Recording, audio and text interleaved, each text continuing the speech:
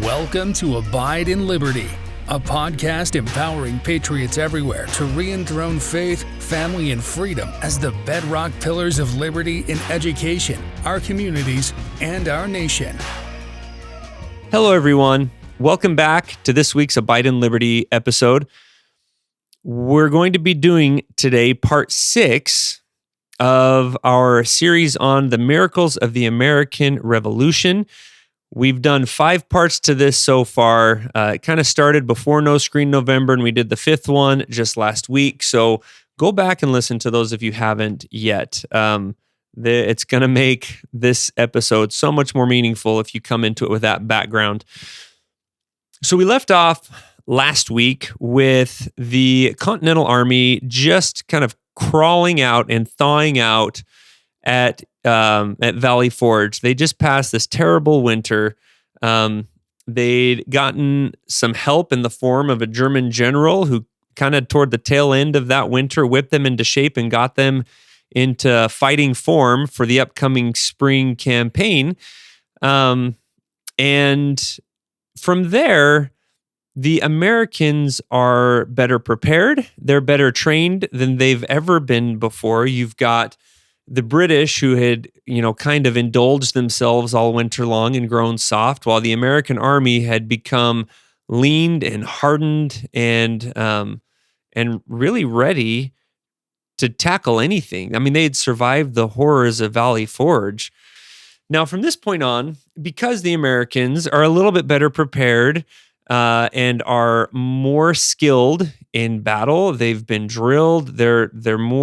They've become not exactly equal necessarily to the experience and skill of the British Army, but they've become much closer than they've ever been before. The miracles of the American Revolution at this point become a little bit less conspicuous. They're maybe a little bit easier for secular historians to explain away through other means or to just gloss over altogether. I'm reminded there's an interesting object lesson or an interesting experiment, if you will, that's outlined in the Book of Mormon, where you've got 2 groups of people who are each of them stuck in a sticky situation, and they get heavenly help to escape it. These are actually 2 groups that were contemporaries. They were around at the same time, and they were captured by the same group of Lamanites. I'm talking about Alma, the elder, who escaped with his followers from the oppressive regime of wicked King Noah and began to set up their own society. And then the folks who they left behind eventually repented themselves. Noah was killed, and his son Limhi became king in his place. But at this time, the Lamanites subjugated them and had them basically working as the Lamanites' slaves. So they found themselves in this oppressive situation.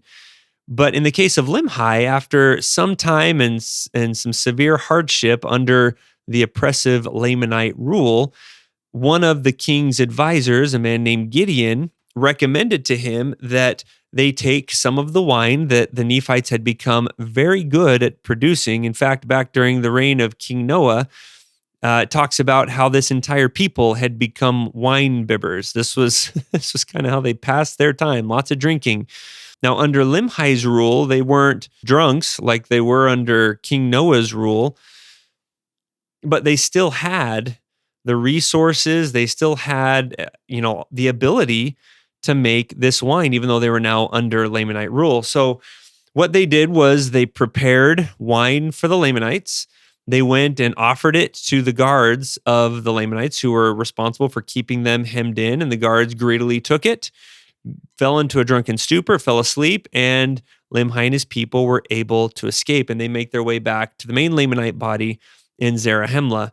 Well, when the Lamanites wake up and discover their captives gone, they take off after them, weren't able to find them, but stumbled upon Alma's group and the society that and the city that they had begun building. Now, Alma, though, and his people didn't have the benefit of this well-established wine-producing industry. They were just kind of building a city from scratch. So although they were happy, they were industrious, they were making great progress in building their society and their city, they didn't have quite the number of resources that that Limhi's people had. So in that case, the same thing happened. The Lamanites who were set to guard them fell asleep, but this time it wasn't because of the wine of Alma and his people that they'd offered to them. God caused this sleep to fall on the Lamanites so that Alma and his people could escape. They too left and joined the main body of the Nephites in Zarahemla and were reunited with, Limhi and his group. And it was a joyous time where they came back together and found that they were both still strong and faithful, and they were able to overcome the differences that had caused them to separate in the first place. Now, both of these, it might be easy to look at the case of Limhi and say, well, they had wine. God didn't need to help them, so he didn't. But he did help Alma. I would contend that God was the author of both of these miracles. But in the case of Limhi, he inspired them to use the resources that they had in a way that allowed them to escape. Whereas Alma and his people had no such resources. So he stepped in and orchestrated this miracle as well. But in the case of Alma, this miracle was a little bit more in your face. It's a little bit more obvious to see God's hand. Either way, God was the author of both of these incredible escapes from captivity. For the next years of the American Revolution, I think we're kind of in this situation, kind of like Limhi, where at this point, the army had developed to the point, the American army had developed to the point that God's miracles weren't as obvious. God was inspiring them to make use of the resources and the skills that they had obtained in ways that were miraculous, but we don't see quite as much of the weather stepping in and saving the day like we've talked about in prior weeks. When we look at them, the Americans standing bravely against the most well-trained fighting force in the world, it's easier to explain away that no, God wasn't inspiring them. They were just better prepared this time. Or when George Washington or one of the other leaders comes upon this brilliant strategy and implements it to great success, it's easier to look at that and just say, hey, this guy's learning how to become a better leader. They had a stroke of genius. They had some kind of inspiration, something clicked in their heads. Doesn't necessarily mean that it was God. In my view, though, obviously God was behind inspiring the hearts of the American soldiers to fight on and inspiring their leaders with ideas for holding out and kind of wearing out the British over the course of the next few years. And I think this is true in general. As we develop skill and competence, God may not need to interfere in ways that are as obvious.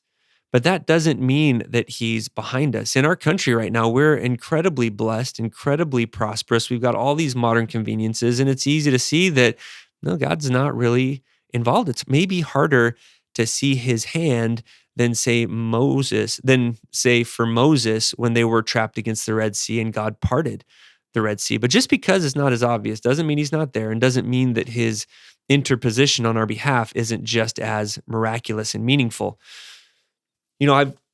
I've kind of noticed this recently with the school that my wife and I help run. When we first started this 7 years ago, we prayed about every single little decision, and it seemed like every single decision, no matter how small, we got very clear answers to those prayers. Now, 7 years later, it seems like we still get a lot of very crystal clear answers to our prayers, but more and more it seems that we don't always get those crystal clear answers. It's almost as if God, in some of these instances, is saying, hey, you've got this one. You can figure this one out.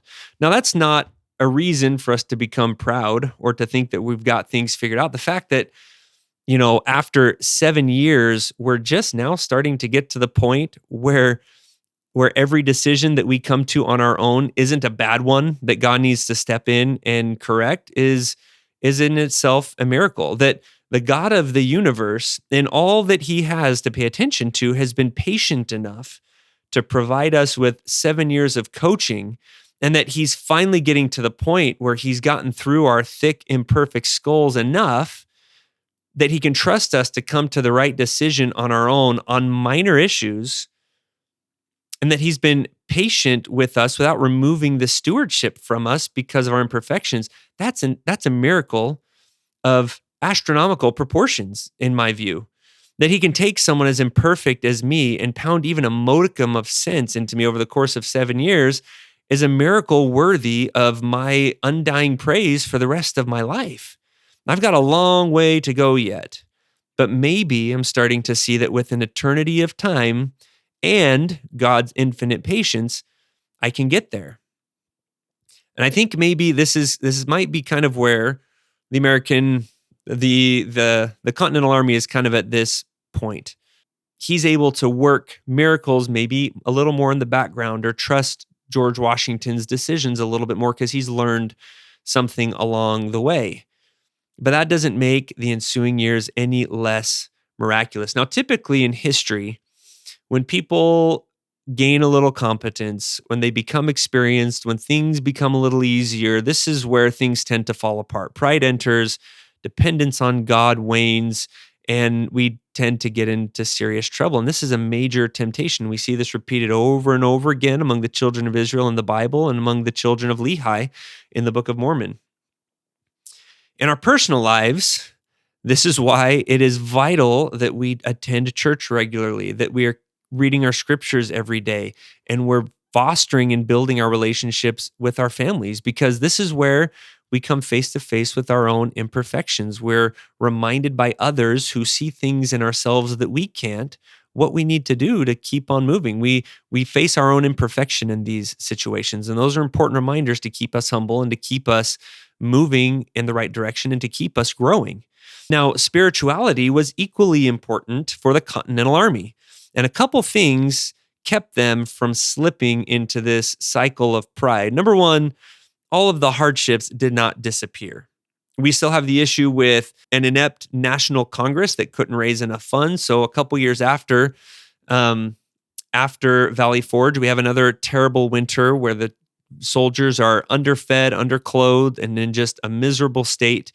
The Americans are not, by their continuous encounters with the British, are not ever able to completely forget the fact that the British are better equipped, better trained than them, even though the Americans have come a very long way in their own development.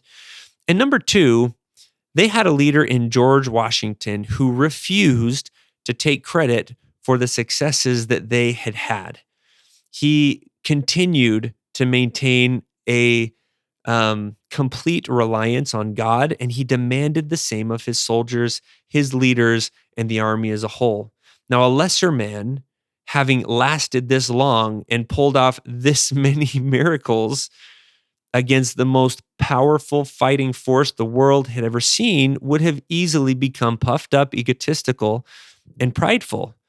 Eventually, he came to be called and known as the essential man, and that is true because very few would have been able to resist the alluring temptation of self-inflation in these circumstances. Now, this isn't to say that there were no miracles in the ensuing years in the American Revolution. In the South, during the Southern campaign against General Cornwallis, the American army kind of got into trouble toward the end of the war, and they were in full retreat. The British were chasing them, and the British had all the advantage. It was pretty well accepted at this point that if the British caught them, the Southern army was over. But 3 times in succession, the Americans crossed a river only to have a large storm sweep through and flood the river and slow the British down behind them and slow the crossing of the British down. The British commander of all the forces, Henry Clinton, wrote this: "Here the Royal Army was again stopped by a sudden rise of waters, which had only just fallen almost miraculously to let the enemy over, who could not else have eluded Lord Cornwallis's grasp. So close was he upon their rear." Even the British couldn't help but notice God's hand in these events, even if they stopped short of fully admitting that God was on the American side. For all these reasons, we're going to skip to the end of the war. God's working his miracles in the background. We still have some miraculous weather events that keep the American cause alive and well. And I think in large part under that sort of a situation, the Americans were kind of wearing the British down. They were outlasting them, but there was really no major ground won or lost, no decisive victories to put an end to the war. And it looked like this thing was reaching a stalemate. Um, so in order to strike the finishing blow on the American Revolution, the colonists were still too weak to bring that about on their own. And so God once again stepped in very obvious, very visible, and very miraculous ways to bring about the end of the war in Yorktown in 1981. So Cornwallis, after chasing the American army and being stopped by these flooding rivers, ultimately decided, look, it's time to regroup with the main body of the British Army in New York. So he marched to Yorktown, which was a town right on the ocean in Virginia. And the plan was he was just going to kind of hunker down there, fortify the city, and wait for the British Navy from New York to sail down the Atlantic coast and pick him and his army up from Yorktown and take them back so they'd all be in one large body. Well, the problem with that was he did get to Yorktown and he did hunker down and prepare some redoubts, some fortifications in case the Americans decided to try and attack while they're waiting for the Navy to come pick them up. But while the Navy was en route from New York down to Yorktown, they ran into the French fleet, which had just barely arrived from across the Atlantic Ocean. There was a battle that happened here. The French beat them, and the British were sent back to New York. Now, this might not sound all that miraculous in and of itself. Maybe lucky timing. I mean, that in and of itself, to me, is miracle enough. But I want to put this in perspective for you. The historian Thomas Fleming noted that between the years 1588 and 1941, so 360 years about, the British ruled the waves. They won every encounter and they dominated every force that they fought on the high seas during that 350-year period of time, with one exception. And that was this encounter with the French as they were going down to try and rescue Cornwallis at Yorktown. That was no accident. With the British Navy now back in New York, Cornwallis was stuck, so he further fortified Yorktown.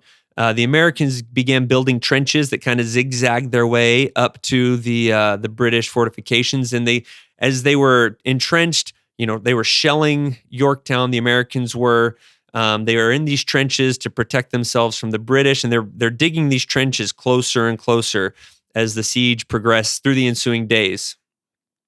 About this time, this is when we get the courageous story of Alexander Hamilton leading a force of men to take Redoubt number 10. This is one of the main British fortifications around Yorktown that was keeping the British safe while they were getting very anxious in awaiting their rescue. At this point, it wasn't just, hey, we're going to hang out here and then we'll get out of here quickly, but it was becoming desperate. They're starting to get nervous. The British fleet didn't arrive because they'd been repulsed by the French.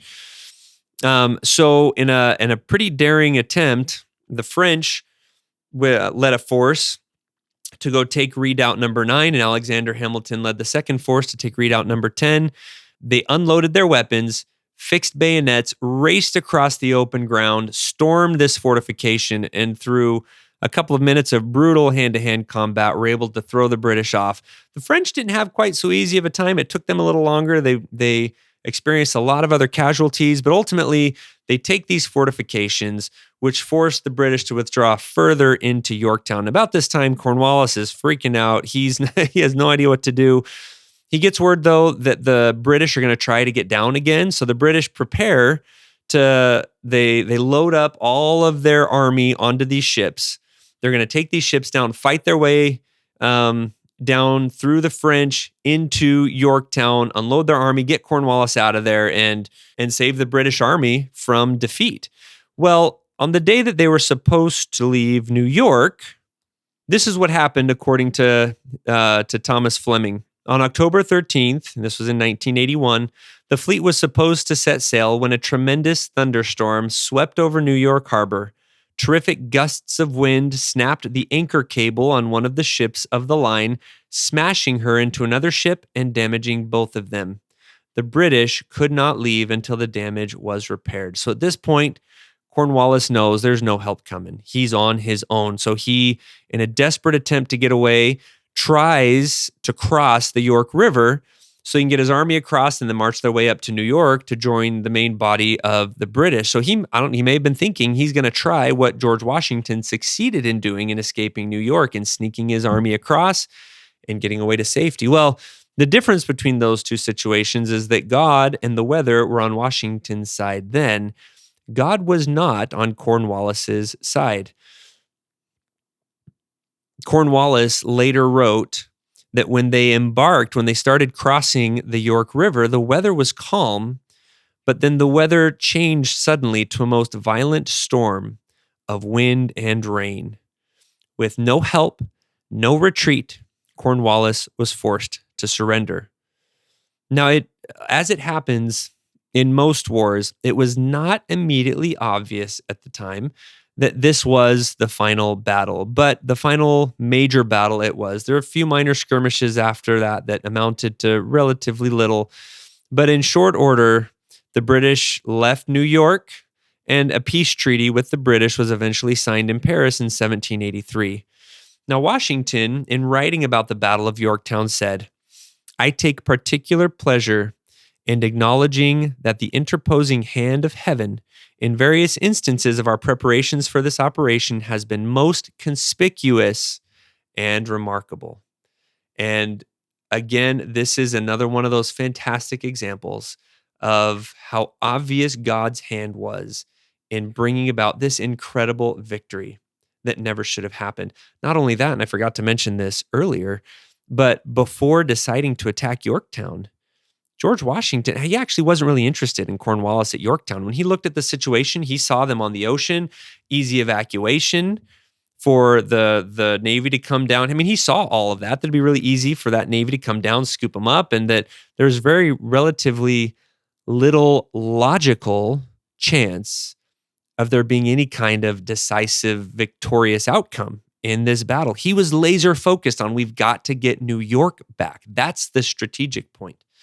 And for some reason, he changed his mind and gambled on this situation in Yorktown. And God stepped in, pulled some major strings, and ended the American Revolution in favor of the American colonists.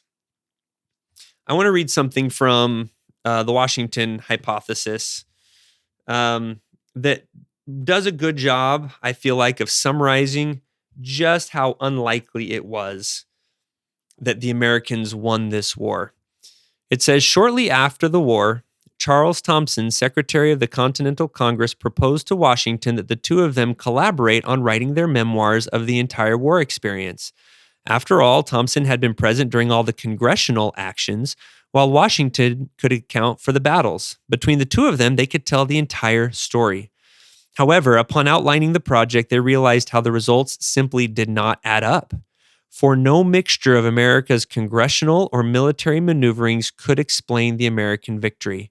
By all accounts, the British should have won. Because of this, they decided against the memoir. One renowned historian of the American Revolution, Thomas Fleming, explains the decision. It would be too disillusioning if the American people discovered how often the glorious cause came close to disaster. Fleming concludes his brief narrative explaining that Washington and Thomson jointly agreed that the real secret of America's final victory in the 8-year struggle could be summed up in 2 words: divine providence. As I was thinking, as I was rereading that excerpt from this book, it occurred to me that if this were a fictional story, if we were reading this as kind of like, a fantasy novel, it probably wouldn't be too popular because we'd simply call it lazy writing. Every time we paint our protagonist into a corner that seems inescapable, the best we can come up with is, ooh, another miracle, and they get away safe, right? I mean, that happens over and over again, and we wouldn't accept that in most fictional writing. We want to see escapes and things that are logical, that make sense, and just, coming in and saying, hey, God save the day, we would probably get a little bit bored with. But because this story is true, it's real and it's accurate. It is absolutely awe-inspiring. If Washington couldn't explain how it all worked without divine providence undergirding the whole thing, how could we possibly do American history justice in an educational system that is completely devoid of God? In my opinion, this is why, when God was kicked out of schools in the 1960s, American history followed right on its heels.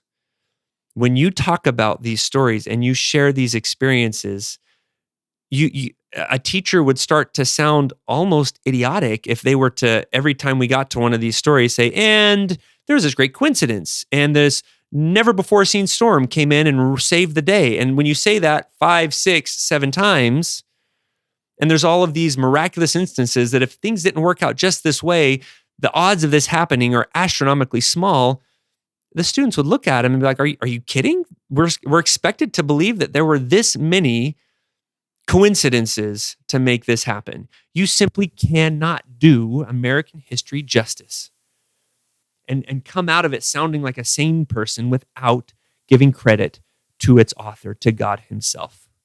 This is why American history isn't in there anymore. And if it is, it's glossed over, it's very secularized, it's dates, and you don't get all of these incredible stories. But without these incredible stories, there is no revolution. There's a rebellion, and the British win, and we're still under British control. Without these miracles, there's no America. You can't do American history justice without God, because it was his victory, and his fingerprints are all over it. All right, guys. Unfortunately, that's all we have time for this week. We're not done, though, talking about the miracles of the American Revolution. There is one other post-war miracle that deserves a special attention, and we'll cover that one next week. In the meantime, I'd really appreciate it if you would like and subscribe to this podcast, share it with a friend. These stories are important. We are losing our heritage in this country. We're forgetting how we came to enjoy these great freedoms that we had. So please help me out by sharing and doing whatever you can on whatever platform that you're on to boost this and to get it in front of more people. Thank you so much. God bless, and look forward to seeing you back next week. Thank you for listening to Abide in Liberty. Make sure you subscribe so you don't miss any future episodes, and share this with friends and family. In the meantime, keep up with the show online at abideinliberty.com. Also, if you'd like to help our K-12 bless and educate more families, contact us by visiting libertyyouthacademy.org. Until next time, be on the alert, stand firm in the faith, and be strong.